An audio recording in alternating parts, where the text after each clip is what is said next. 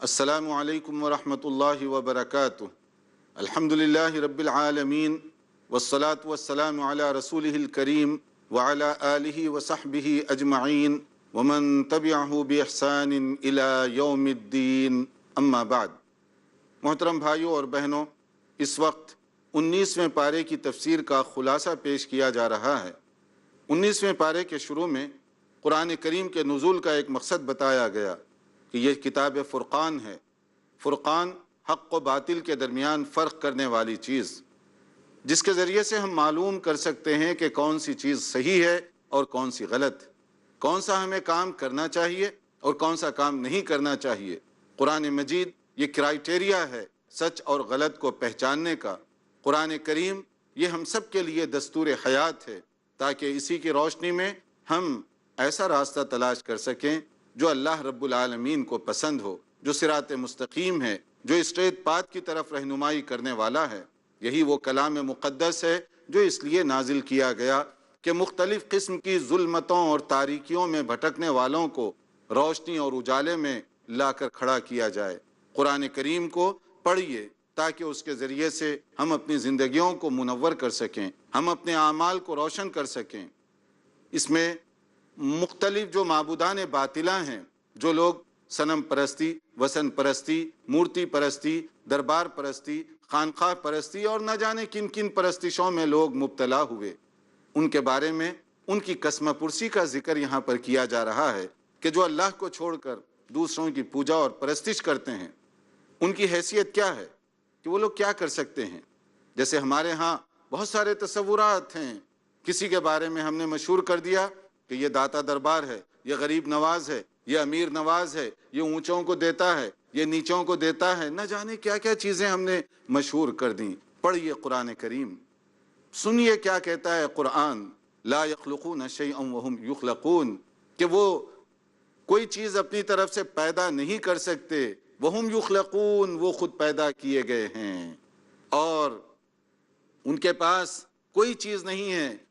वला यमलिकून लि अनफुसिहिम दर्रन वला नफ़अ, न वो ज़र्र पहुँचा सकते, न वो फ़ायदा पहुँचा सकते। वला यमलिकून मौतन वला हयाता, न किसी की ज़िंदगी उनके हाथ में है, न मौत उनके हाथ में है। वला नुशूरा, और नहीं मालूम दोबारा कब उठाए जाएंगे, जिसे नहीं मालूम कि उसे कब उठाया जाएगा, जो न किसी को हयात दे सकता, न मौत दे सकता, न फ़ायदा दे सकता, न नुकसान दे सकता। फिर भी अगर कोई उसकी पूजा करे, कोई उसकी बंदगी करे, कोई उसकी इबादत करे, कोई उसकी परस्तिश करे, तो आप बताइए ये कितने नुकसान और घाटे का सौदा होगा। फिर आयत 7 और 8 में जिक्र किया गया अंबिया किराम अलैहिमुस्सलातु वस्सलाम का, कि अल्लाह ताला ने मुख्तलिफ औक़ात में अंबिया किराम को मबूस फरमाया। अंबिया किराम का मकसद एक ही था कि अल्लाह के दीन की दावत दी जाए, वो रास्ता बताया जाए जिस पर चल कर हम दुनिया में भी सुरखरू हो सकते हैं और आखिरत में हमारी नजात हो सकती है। लेकिन अजीब इत्तेफाक कि मुख्तलिफ अंबिया किराम को जिन अज़ियतों से गुज़रना पड़ा, परेशानियों से गुज़रना पड़ा, जो उनके साथ तकरार की गई, जो बहस की गई, लोगों ने अजीब अजीब एतराज़ात किए अंबिया किराम अलैहिमुस्सलातु वस्सलाम पर, जिनका खुलासा यहाँ इस तरह से पेश किया गया कि ये अजीब रसूल हैं जो खाते भी हैं, पीते भी हैं, बाज़ार में ख़रीदते भी हैं, चलते फिरते भी हैं, इनके कोई मुहाफिज बॉडी गार्ड नहीं है, इनके ऊपर कोई ख़ास आसमान से ख़जाने नहीं नाजिल किए गए, तो फिर हम इनको कैसे रसूल बना लें। यानी रसूल की बशरियत की बुनियाद पर वो उनका इनकार करते रहे, हालांकि रसूल होता ही बशर है, उसको भी खाने की ज़रूरत है, उसको भी शॉपिंग की ज़रूरत है, ताकि अपनी ज़िंदगी, बच्चों की ज़िंदगी बेहतर अंदाज से गुजार सके। अलबत्ता वो कोई काम ऐसा नहीं करता जो अल्लाह ताला के हुक्म के ख़िलाफ़ हो। वो जिस चीज़ की दावत देता है उसी दावत पर वो खुद भी अमल करता है, जिसकी तरफ वो दूसरों को बुलाता है उस पर वो खुद भी पाबंद और खुद भी अमल करने वाला होता है। अगर कोई शख्स रसूल अकरम सल्लल्लाहु अलैहि वसल्लम की ज़िंदगी और आपके बताए हुए तरीक़े के मुताबिक अमल करेगा तो आखिरत में उसको नजात मिलेगी, आखिरत में उसको कामयाबी हासिल होगी। कामयाबी के लिए इत्तिबा ज़रूरी है, کامیابی کے لیے رسول کی اطاعت ضروری ہے۔ ناکام و نامراد ہوں گے وہ لوگ قیامت کے دن جو رسول پاک صلی اللہ علیہ وسلم کی پیروی نہ کریں، آپ کی باتوں پر، ہدایات پر عمل نہ کریں۔ وہاں پر کیا حسرت ہوگی؟ پڑھیے آیت نمبر 27 سے لے کر 30 تک، جس کے اندر کہا گیا کہ اس دن، جب قیامت کے دن جو رسول کی پیروی نہیں کریں گے، کیا ہوگا ان کا حال؟ وَيَوْمَ يَعَضُّ الظَّالِمُ عَلَى يَدَيْهِ يَقُولُ يَا لَيْتَنِي اتَّخَذْتُ مَعَ الرَّسُولِ سَبِيلًا يَا وَيْلَتَا لَيْتَنِي لَمْ أَتَّخِذْ فُلَانًا خَلِيلًا۔ جس دن لوگ پچھتاوے سے، حسرت سے، افسوس سے اپنے ہاتھ چبا ڈالیں گے کہ کاش میں رسول کی اتباع کیا ہوتا، دنیا کے اندر رسول کے نقش قدم پر چلا ہوتا۔ مگر اس وقت ہاتھ چبا ڈالیں یا جسم چبا ڈالیں، کیا کوئی فائدہ ہوگا؟ کیا نتیجہ تبدیل ہوگا؟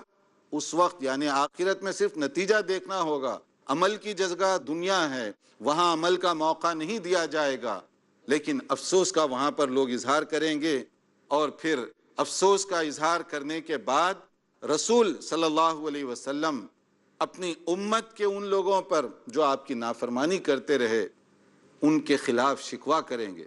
آپ سوچئے وہ وقت جو نفسی نفسی کا عالم ہوگا، ہر ایک یہ کوشش میں ہوگا کہ کسی طرح میری نجات ہو جائے، کوئی ایسا سفارشی ہو جس کی بنیاد پر میری نجات ہو جائے۔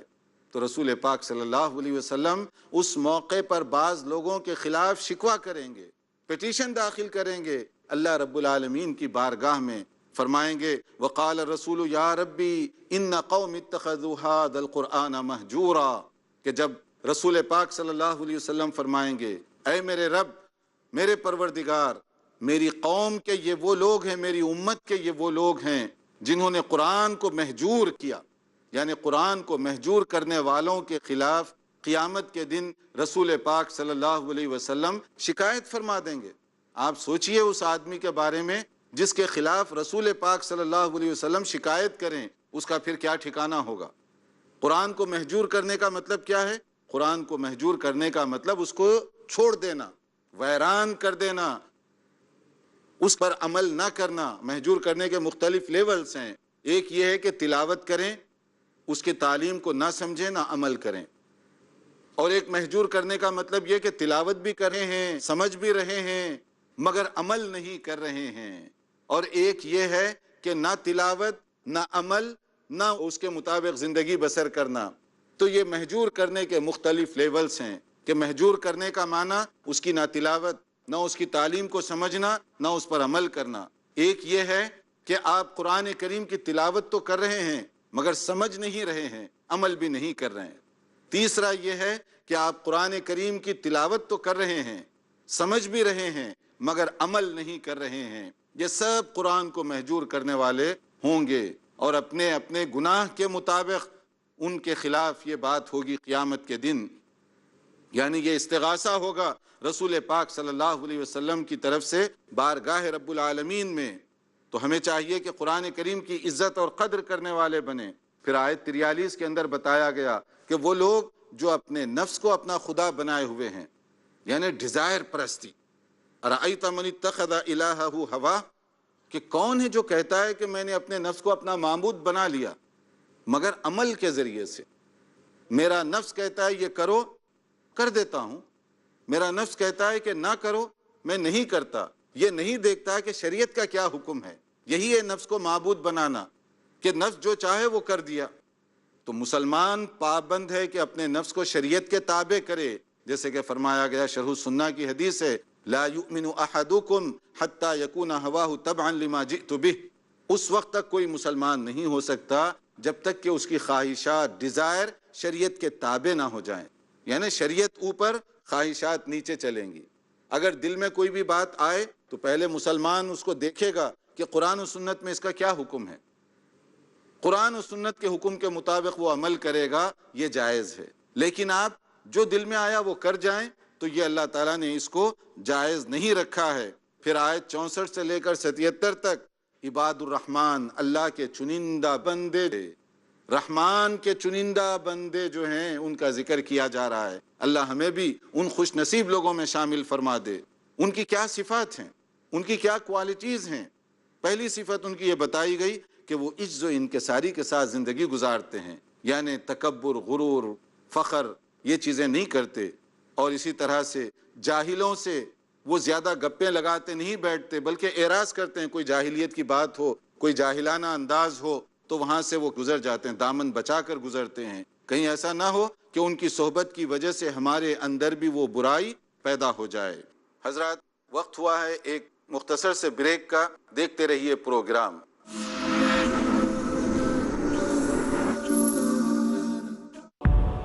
ایثار و ہمدردی، رحمت و برکت، سخاوت و عبادت، صبر و استقامت، پرہیزگاری و شکر گزاری جس کی سوغات ہیں۔ شیخ ثناء اللہ مدنی۔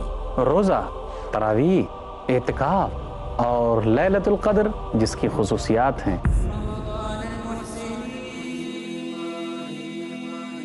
اللہ سبحانہ و تعالیٰ کی بے حساب انعامات کو لے کر ایک بار پھر ہماری زندگی میں آ رہا ہے ماہ رمضان۔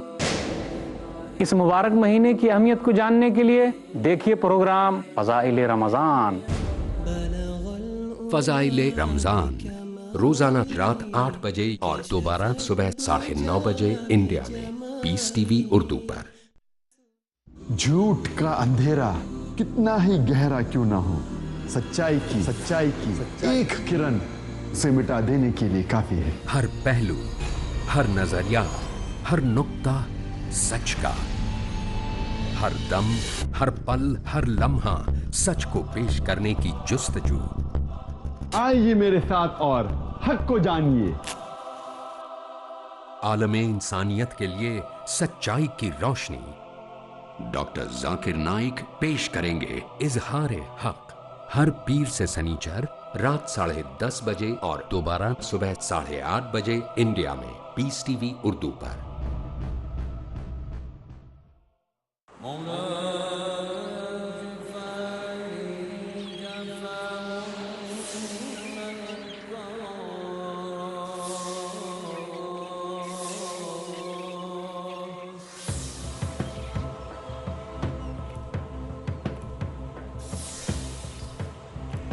دل ہو زندہ تو ہے منزل کامرانی، ورنہ صبح و شام تو بس ہے آنی جانی۔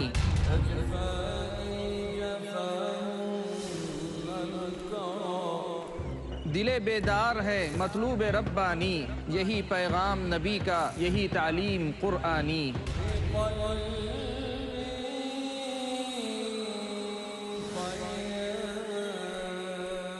دل کیا ہے؟ دل کی ضرورت کیا ہے؟ دل کی زندگی کیا ہے؟ موت کیا ہے؟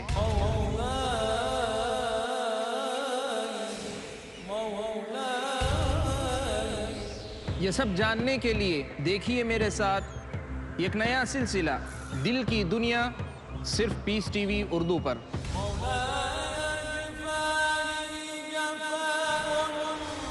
صرف مومنوں کا مقدر ہے ایمان کی لازوال روشنی، جو کرتی ہے آباد دل کی دنیا۔ اگلا پروگرام پیس ٹی وی اردو پر۔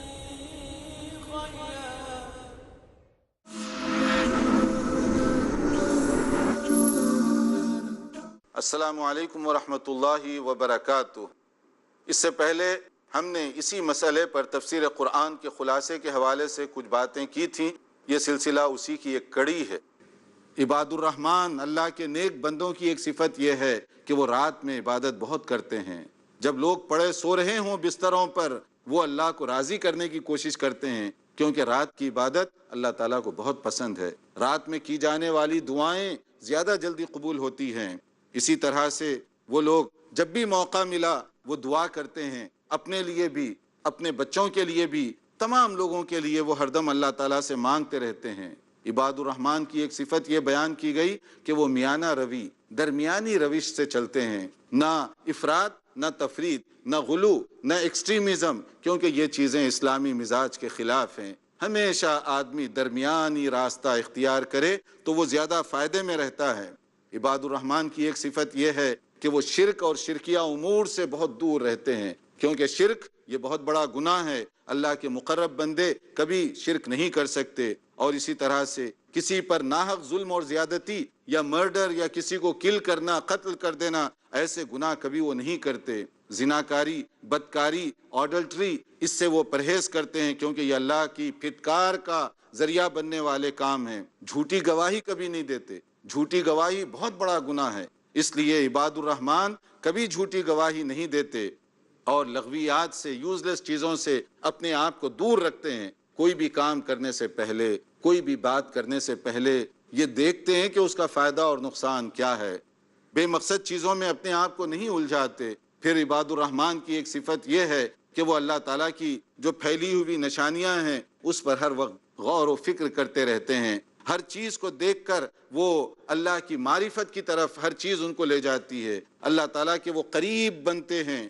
اور پھر ہمیشہ دعا کرتے ہیں۔ ہمیں چاہیے کہ وہ دعا یاد کریں، کثرت کے ساتھ وہ دعا پڑھتے رہیں۔ تو عباد الرحمن ہمیشہ اپنے لیے، اپنی اولاد کے لیے، اپنی بیوی بچوں کے لیے نیک دعائیں، نیک تمنائیں کرتے رہتے ہیں۔ اور اس کے بعد سورہ شعراء کے اندر حضرت موسیٰ علیہ السلام کا تذکرہ ایک خاص انداز سے کیا گیا کہ فرعون کے سامنے جب وہ پہنچتے ہیں، وقت کا سب سے بڑا جابر اور طاغوتی بادشاہ تھا فرعون، اس نے کہا تھا انا ربکم الاعلی، میں تمہارا سب سے بڑا رب ہوں۔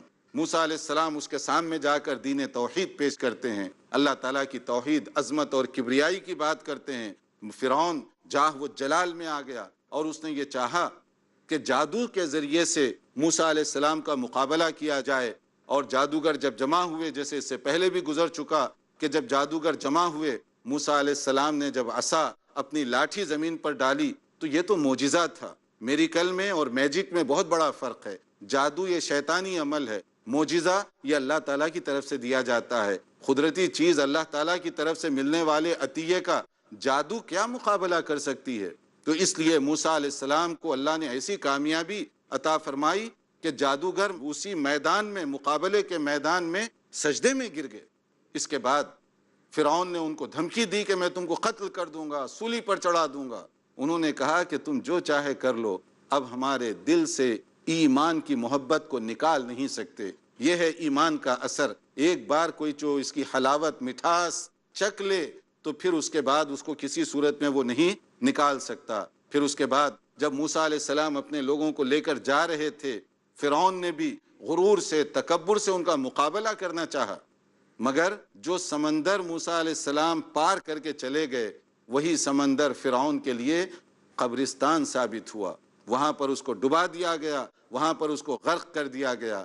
پھر اس کے بعد حضرت ابراہیم علیہ السلام کا تذکرہ کیا گیا۔ حضرت ابراہیم کا تذکرہ مختلف انداز سے قرآن مجید میں کیا جا رہا ہے۔ ہر جگہ ایک نیا اینگل، ہر جگہ دعوت کا ایک نیا اسلوب، ہر جگہ ایک نیا پوائنٹ۔ یہ نہیں ہے کہ ریپیٹیشن، تکرار نہیں ہے، صرف غور کرنے کی ضرورت ہے کہ حضرت ابراہیم علیہ السلام نے کس کس طرح سے، کون سا انداز اختیار کیا دعوت و تبلیغ کے لیے۔ اللہ تعالیٰ کا تعارف کس شاندار انداز سے فرماتے ہیں کہ رب وہ ہے جو پیدا کرتا ہے، جو موت دے سکتا ہے، ساری زندگی پر، ساری چیزوں پر وہ کنٹرول کرتا ہے۔ مختلف چیزیں کہتے ہوئے ادب دیکھیں، کہتے ہیں وَإِذَا مَرِضْتُ فَهُوَ يَشْفِينِ، جب میں بیمار ہو جاتا ہوں وہ شفا بھی وہی دینے والا ہے۔ یعنی یہ نہیں کہا ادب، یہ نہیں کہا کہ بیماری بھی وہ دیتا ہے، حالانکہ سب فیصلے اللہ ہی کی حکمت اور مشیت سے ہوتے ہیں، مگر مقام ادب، کہنے کا طریقہ دیکھیں۔ جب میں بیمار پڑتا ہوں تو شفا کہاں سے ملتی ہے؟ اللہ کی طرف سے شفا ملتی ہے۔ شفا درباروں سے نہیں ملتی، شفا تعویذوں سے نہیں ملتی، شفا ادھر ادھر جانے سے نہیں ملتی۔ شفا دینے والا رب العالمین ہے۔ آدمی کو اللہ تعالیٰ سے مانگنا چاہیے۔ اللہ تعالیٰ دعاؤں کو قبول کرنے والا ہے، مصیبتوں کو ٹالنے والا ہے۔ پھر اس کے بعد میں بتایا گیا کہ قیامت کے لیے تم اپنے آپ کو تیار رکھو، اس لیے کہ قیامت کا زلزلہ، قیامت کی ہولناکی بڑی ہی زیادہ خوفناک شکل میں سامنے آئے گی، جہاں پر کوئی کسی کے کام نہیں آئے گا، نہ مال، نہ اولاد، نہ دنیا کا عہدہ، کوئی وہاں اللہ کے عذاب سے بچا نہیں سکتا۔ ایمان اور عمل نہ ہو کوئی چیز فائدہ نہیں پہنچا سکتی۔ کہا گیا یوم لا ينفع مال ولا بنون الا من اتى اللہ بقلب سلیم، وہاں نہ مال کسی کے کام آئے گا، نہ اولاد کسی کے کام آئے گی، سوائے اس کے کہ وہاں جس کا دل سلیم ہو، مطمئن ہو، شرک سے پاک ہو، وہی چیز وہاں پر اس کے کام آئے گی۔ پھر انبیاء کرام کی دعوت میں ایک پوائنٹ بار بار اس کا ذکر کیا گیا، وما اسألکم علیہ من اجر ان اجریہ الا علی رب العالمین۔ انبیاء کرام یہ کہا کرتے تھے کہ ہماری دعوت کو تو دیکھو، ہم جو بات کر رہے ہیں اس پر تو غور کرو، ہمیں تمہارے سے کوئی فیس نہیں لینی ہے، ہمیں تم سے کوئی مزدوری نہیں چاہیے، ہمارا اجر رب العالمین دینے والا ہے۔ یعنی ایک داعی کو بے لوث ہو کر اللہ تعالیٰ کے دین کی طرف دعوت دینا چاہیے۔ پھر حضرت شعیب علیہ السلام کا تذکرہ کیا گیا کہ حضرت شعیب علیہ السلام کی قوم میں ایک بگاڑ پیدا ہوا تھا، اور وہ بگاڑ کیا تھا؟ دھوکہ بازی، لوگوں کے ساتھ مکر و فریب، چیٹنگ، فراڈ، یعنی تجارت میں خاص طور پر خرید و فروخت میں دھوکہ بہت دیا کرتے تھے، لین دین کے مسائل میں بہت زیادہ گڑبڑ کیا کرتے تھے۔ شعیب علیہ السلام نے سمجھانے کی بہت کوشش کی، بات سمجھ میں نہیں آئی، چند لوگوں کے علاوہ قبول کرنے کے لیے وہ تیار نہیں تھے۔ پھر کیا ہوا؟ ایک ایسا عذاب آیا ان پر، یعنی پبلک کو دھوکہ دینے کی جرم میں ایسا عذاب آیا، اگر شعیب علیہ السلام کی قوم پر آنے والے عذاب کو ہم سمجھ لیں، کوئی تاجر، کوئی دکاندار، کوئی کسی کو دھوکہ نہ دے، اتنا بڑا عذاب آیا۔ ہوا یہ کہ سخت گرمی پڑی، جھلسا دینے والی گرمی، اس کے بعد بادل چھا گئے۔ اب آپ کو معلوم ہے اگر گرمی زیادہ ہو اس کے بعد بادل چھا جائیں تو بڑی فرحت بخش ٹھنڈی ہوا وہاں سے آتی ہے، لوگ کھینچ کھینچ کر وہاں پر جمع ہوئے، مختلف جگہوں سے جب لوگ وہاں پر جمع ہوئے تو اس کے بعد کیا ہوا؟ وہی بادل پھٹا اور وہاں سے آگ کے شعلے برسنے شروع ہو گئے۔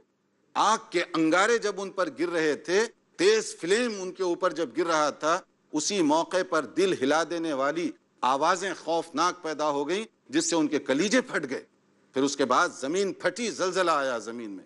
ایک وقت میں 3 قسم کے عذاب میں یہ قوم کو مبتلا کیا گیا۔ آسمان سے شعلے ان کے اوپر برسائے گئے، خوفناک آوازوں سے ان کے دل پھاڑ دیے گئے، اور پھر زلزلے کی نوعیت۔ تو آپ دیکھیے دھوکہ دینے کا کتنا بڑا عذاب آیا، کتنا بڑا یہ جرم ہے۔ آج کل لوگ دھوکہ دے کر سمجھتے ہیں کہ ہم بڑے عقل مند ہیں، ہم بڑے برینی ہیں، ہم بڑے کلیور ہیں کہ اس کو دھوکہ دے دیے اور اس کی وجہ سے کوئی مالدار بن گیا، کوئی فلاں بن گیا۔ ان کو ذرا سورہ شعراء کا مطالعہ کرنا چاہیے، آیت 189 اس کو آپ پڑھیے، 189 اس کو آپ پڑھیے کہ اس میں کتنا سخت عذاب آیا ہوا تھا۔ پھر اخیر میں ایک جو بات بتائی گئی سورہ شعراء کے اخیر میں شاعر حضرات کے بارے میں، یعنی اللہ تعالیٰ کوئی صفت دے، کوئی ہنر دے، کوئی اسکل دے تو اس کا صحیح استعمال کرو، پازیٹیو استعمال کرو تاکہ اس کا فائدہ ہو سکے، ورنہ اس کا نقصان ہی نقصان، تباہی ہوگی، کیونکہ یہ ایک امانت ہے اور اس کو مس یوز کریں گے، غلط استعمال کریں گے تو اس کا نقصان اٹھانا ہوگا۔ شاعری بھی ایک امانت ہے، بعض اوقات اس کا مثبت استعمال بھی ہو سکتا ہے اور بعض اوقات اس کا منفی استعمال بھی ہو سکتا ہے۔ جو منفی نیگیٹو استعمال ہے شریعت اس کو پسند نہیں کرتی۔ کہا گیا کہ شاعر حضرات وَالشُّعَرَاءُ يَتَّبِعُهُمُ الْغَاوُونَ کہ وہ ادھر ادھر بھٹکتے رہتے ہیں۔ أَلَمْ تَرَ أَنَّهُمْ فِي كُلِّ وَادٍ يَهِيمُونَ ہر ویلی میں منہ مارتے پھرتے ہیں، ایسی باتیں کہتے ہیں جن پر وہ عمل نہیں کرتے، مطلب ہمیشہ الٹی سیدھی باتیں وہ کرتے رہتے ہیں۔ یہ شاعر حضرات کی برائی کے بارے میں بتایا گیا کہ اللہ نے ایک ہنر دیا، کیسے اس کا استعمال کر رہے ہیں، مگر اس سے کچھ لوگوں کو ایگزمپٹ کیا گیا، مستثنا کیا گیا، اور وہ مستثنا کن کو کیا گیا؟ جو اللہ پر ایمان رکھتے ہیں، عمل صالح کرتے ہیں، بہتر مقصد کے لیے اپنے ہنر اور اسکل کو استعمال کرتے ہیں۔ اگر اللہ تعالیٰ نے یہ ہنر دیا ہے تو بہتر کام کے لیے اس کو استعمال کریں تو یہ باعث رحمت ہے، ورنہ یہ باعث تباہی اور باعث نقصان ہوگا۔ پھر اس کے بعد سورہ نمل ہے، سورہ نمل کے اندر مختلف انبیاء کرام کا تذکرہ کیا گیا، داؤد علیہ السلام، سلیمان علیہ السلام اور حضرت سلیمان علیہ السلام کی حکومت کی شان، شوکت، عظمت، اس کا تصور تک نہیں کیا جا سکتا۔ انسان تو انسان، مختلف چرند پرند پر تک ان کی حکومت چلا کرتی تھی۔ اللہ تعالیٰ نے ان کو ایسی صلاحیت عطا فرمائی تھی کہ وہ انسانوں کے علاوہ مختلف جانوروں کی بولیاں سمجھ لیا کرتے تھے، پرندوں کی بولیاں تک وہ سمجھ لیا کرتے تھے۔ حضرت سلیمان علیہ السلام کی حکومت کچھ اس انداز کی تھی۔ اتنی بڑی جب حکومت آئی تو ایک موقع پر وہ گزر رہے تھے ایک ویلی سے، وہاں پر چیونٹیاں تھیں بہت زیادہ۔ ان کی جو بڑی تھی اس نے ایک عجیب سی بات کہی کہ دیکھو سلیمان کا لشکر آ رہا ہے، کہیں ایسا نہ ہو کہ وہ لوگ جانتے نہیں ہیں اور وہ ایسے ہی ہمارے اوپر سے چلے جائیں، تو لہٰذا اپنی اپنی بلوں میں سوراخ کے اندر چلے جاؤ۔ سلیمان علیہ السلام کو اس کی اطلاع مل گئی، حضرت سلیمان علیہ السلام نے ایسے موقع پر دعا کرتے ہوئے کہا قال ربی اوزعنی ان اشکر نعمتک التی انعمت علی وعلی والدی وان اعمل صالحا ترضاہ، یا اللہ تیرا شکر ہے کہ تو نے مجھ پر اور میری فیملی پر، والدین پر کتنا احسان کیا ہے، اب مجھے اس بات کی توفیق بھی عطا فرما کہ تیری نعمت کا میں شکر بھی بجا لاؤں۔ یہ ہے انبیاء کرام کی صفت کہ مزید شکر کرنے کی توفیق مانگ رہے ہیں، اور مجھے اس بات کی توفیق دے کہ وہ میں نیک عمل کروں، میری موت آئے تو حالت اسلام میں، آخرت میں میرا شمار ہو تو نیک لوگوں میں ہو۔ یہی رسول پاک صلی اللہ علیہ وسلم کی بھی عادات تھی۔ جب مکہ مکرمہ فتح ہوا تو بہت بڑی فتح تھی، دنیا کی سب سے مقدس جگہ، اب آپ فاتح کی حیثیت سے، کمانڈر ان چیف کی حیثیت سے مکے میں داخل ہو رہے تھے۔ کتنے غرور اور مقام تھا یہ اکڑنے کا، لیکن نبی صلی اللہ علیہ وسلم کی حالت یہ تھی کہ جیسے جیسے کعبۃ اللہ قریب آ رہا تھا آپ کی پیشانی جھکتی چلے گئی، کعبے کے قریب جب پہنچے تو اونٹ کے کوہان سے لگ گئی۔ کیوں؟ آپ فرماتے تھے کہ وہ کس حالت میں مجھے یہاں سے نکلنا پڑا تھا، اور اللہ تعالیٰ کا اگر فضل و کرم نہ ہوتا تو میں کبھی بھی کامیابی کے ساتھ یہاں داخل نہیں ہو سکتا تھا۔ اگر میں آج یہاں پر داخل ہو رہا ہوں کامیابی کے ساتھ تو یہ اللہ تعالیٰ کے فضل کا نتیجہ ہے۔ تو یہ انبیاء کرام کی صفت ہے کہ جب بھی کوئی نعمت ہو تو وہ اللہ کی طرف منسوب کرتے ہیں اور اس کا صحیح استعمال کرتے ہیں۔ اللہ تعالیٰ ہمیں سمجھنے اور عمل کرنے کی توفیق عطا فرمائے۔ وآخر دعوانا ان الحمد للہ رب العالمین۔